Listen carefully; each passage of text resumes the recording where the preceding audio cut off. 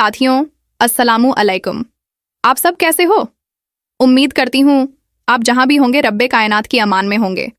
आज हम कुछ ही मिनटों में फिलिस्तीन के इतिहास पर रोशनी डालेंगे, जिसके बाद आपको पूरे 70 साल का इतिहास आसानी से समझ आ जाएगा।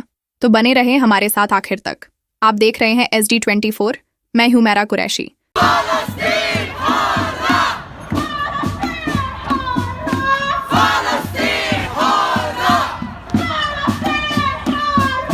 फिलिस्तीन के टुकड़ों पर पले और फिलिस्तीन के ही टुकड़े किए और बिखेर दिए।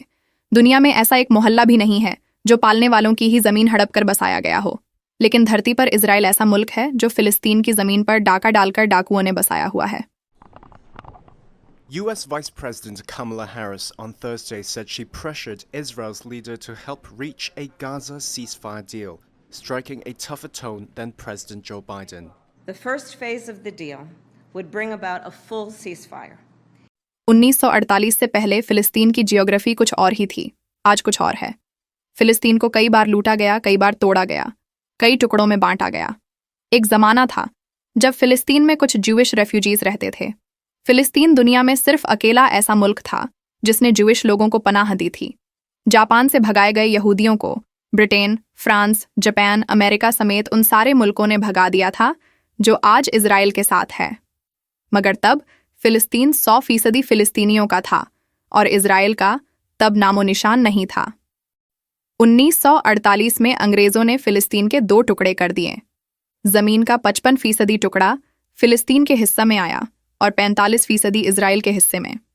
इसी के बाद 14 मई 1948 को इजराइल ने खुद को एक आज़ाद मुल्क डिक्लेयर कर दिया, जैसे इनके बाप की कमाई पर बसे हैं। और इस तरह दुनिया में पहली बार हड़पी हुई जमीन पर एक यहूदी देश का जन्म हुआ। धरती पर एक मुल्क तो क्या, एक मोहल्ला भी किसी की हड़पी हुई जमीन पर नहीं बनाया गया। खुद को इजराइल नाम से आज़ाद मुल्क डिक्लेयर करने के बाद भी यरूशलेम को लेकर लड़ाई अब भी जारी थी, क्योंकि इजराइल और फिलिस्तीन दोनों यरूशलेम को अपनी राजधानी बनाना चाहते थे।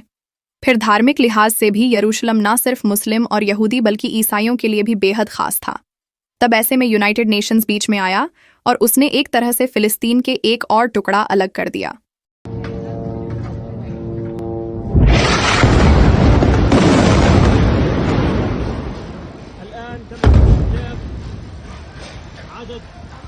यूनाइटेड नेशंस का काम था शरणार्थी यहूदियों को वहां से भगाना या दोनों में सुलह करना। लेकिन यूनाइटेड नेशंस ने फिलिस्तीन को एक और बार तोड़ा और उस टुकड़े पर आकर बैठ गया। अब यरूशलेम का 8% हिस्सा यूनाइटेड नेशंस के कंट्रोल में आ गया, जबकि 48% जमीन का टुकड़ा फिलिस्तीन और 44% टुकड़ा इजराइल के हिस्से में रह गया।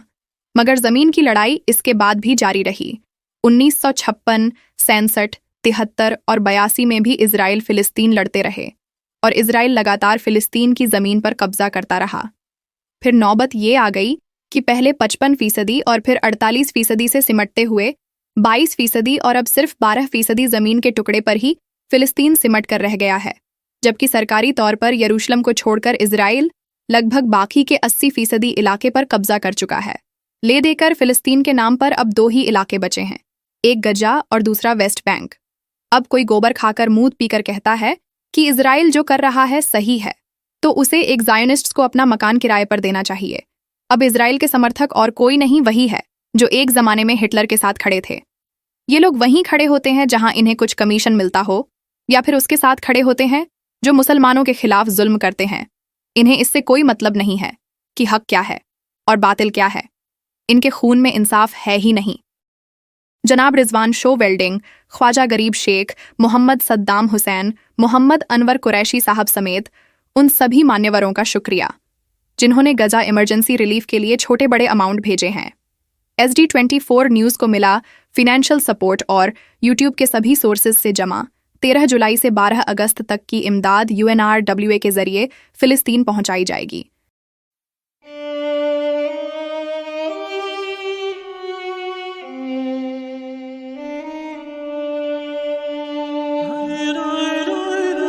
इतना सब कुछ लूट जाने के बाद भी कोई कैसे खामोश रहेगा?